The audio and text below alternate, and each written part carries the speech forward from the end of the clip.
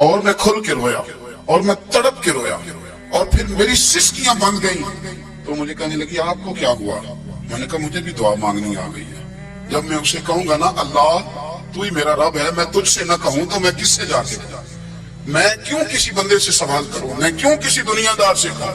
میں تیرے بندوں کا نیک بندوں کا وسیلہ لے کے تیرے محبوب کی غلامی لے کے تیری بارگاہ میں آیا، تجھ سے نہ مانگوں تو کس سے مانگوں؟ سمجھ آ گئی ہے. جب میں اس رنگ میں مانگوں گا تو میرا رب میرے اوپر بڑا ہی فضل فرمائے گا، وہ میرے اوپر بڑی رحمت کرے گا، وہ میرے لیے آسانیاں کرے گا. عزیز دوستو، ہم اس طرح کرنے لگے ہیں کہ ہم نے نا اپنے تعلقات پر اعتماد کرنا شروع کر دیا ہے. میرے تعلقات بہت ہیں. ہم نے اپنی دولت پر اعتماد کرنا شروع کر دیا، میرے پاس دولت بہت ہے. ہم نے اپنے علم پر، اپنی شہرت پر اعتماد کرنا شروع کر دیا کہ میرے پاس فلاں چیز بہت ہے. یاد رکھنا، جب بے نیاز اپنی صفت بے نیازی دکھاتا ہے تو بڑی بڑی دولتوں والے مجبور نظر آتا ہے. بھائیو، جب انسان کا رشتہ اپنے مالک کے ساتھ ہوتا ہے پھر تو غم بھی کچھ نہیں کہتے، پریشانیاں بھی کچھ نہیں کہتی، پھر تو زندگی صبر والی، پھر تو زندگی توکل والی، پھر تو زندگی بھروسے والی. پھر انسان اپنے آپ کو رسوا نہیں کرتا، دنیا داروں سے امیدیں اس کی ختم ہو جاتی، امیدیں اللہ رسول سے لگا لیتا ہے، مضبوط ہو جاتا ہے، مضبوط، طاقتور ہو جاتا ہے، خوددار ہو جاتا ہے، باوقار باعزت ہو جاتا ہے. حضرت بہلول دانا رحمت اللہ علیہ بیٹھے تھے تو ہارون رشید حج کر کے آ رہا تھا، تو رستے میں حضرت شیخ سے ملاقات ہو گئی تو السلام علیکم کے بعد کہنے لگا حضور کوئی حکم ہو تو بتائیے گا. تو حضرت بہلول دانا فرمانے لگے تیرا رب کون ہے؟ اس نے کہا اللہ. تو فرمایا میرا کون ہے؟ کہا اللہ. فرمانے لگے تو بڑا ہی بیوقوف ہے، کیا تو یہ سمجھتا ہے کہ رب ہارون رشید کو تو دے گا اور بہلول دانا کو بھول جائے گا؟ تیرا بھی وہی رب ہے، میرا بھی وہی رب ہے. اس نے اگر تجھے دے کے آزمایا ہے تو ہو سکتا ہے مجھے نہ دے کے آزما رہا ہو. جب اس کی حکمت کے تقاضے ہوں گے تو عطا کرے گا اور دے گا. تو جا اپنا کام کر. بھائی، اپنی روحانی زندگی، اپنی عبادات، اپنے وظائف، اپنے روزمرہ کے معاملات، اپنی دعائیں، اپنا استغفار. دیکھو مشکل کام تو نہیں، 2 رکوع ہیں سورہ واقعہ کے، اگر رات کو پڑھ لی جائے تو میں کس طرح یہ بات بیان کروں کہ تعویذ بانٹنا آسان ہے اور وظیفہ بتانا مشکل ہے. سارا دن تعویذ بانٹیں تو لوگ لینے کو تیار ہیں، اور اگر آپ وظیفہ بتائیں تو کہتے ہیں تو مشکل کام ہے.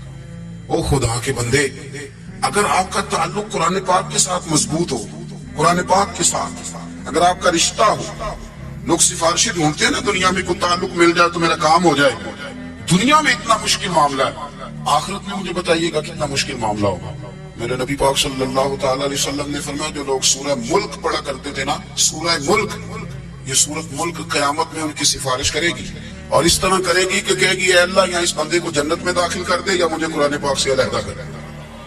تو رب فرمائے گا جا اس کا دامن تھام کے اسے جنت تک پہنچایا. آپ بات کو سمجھیں، جب آپ کے تعلقات اپنے معاملات کے ساتھ مضبوط ہوں گے، یہ نبی کریم نے وعدہ کیا ہے کہ تو سورت واقعہ پڑھ تیرے گھر میں فاقہ نہیں آئے. حضرت عبداللہ ابن مسعود رضی اللہ تعالیٰ عنہ بیمار تھے تو حضرت عثمان غنی رضی اللہ تعالیٰ عنہ تیمارداری کے لیے تشریف لے گئے اور جا کر کے کہا کہ آپ بڑے بیمار ہیں، آپ کی بیٹیاں زیادہ ہیں، میں چاہتا ہوں کہ خزانے میں سے کچھ مدد کروں. تو سیدنا عبداللہ ابن مسعود رضی اللہ تعالیٰ عنہ اٹھ کے بیٹھ گئے، کہنے لگے امیر المومنین اللہ آپ کو میری طرف سے، میری بیٹیوں کی طرف سے ترسیلہ دے. میری بیٹیوں کو کسی خزانے کی ضرورت نہیں، میں نے انہیں خزانہ دے دیا.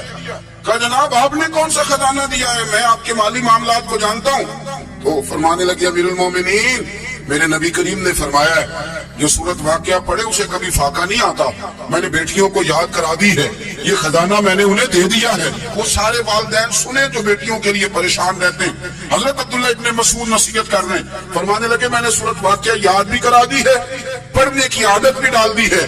حضور نے فرمایا ہے جو سورت واقعہ پڑھے اسے فاقہ نہیں آتا. کہنے لگے چاند تو اپنی جگہ چھوڑ سکتا ہے، سورج گر سکتا ہے، تارے ٹوٹ سکتے ہیں، پر مدینے والے رسول کی بات غلط نہیں ہو سکتی.